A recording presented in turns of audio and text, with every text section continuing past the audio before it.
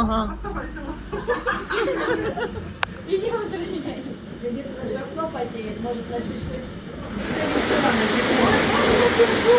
Дима, ты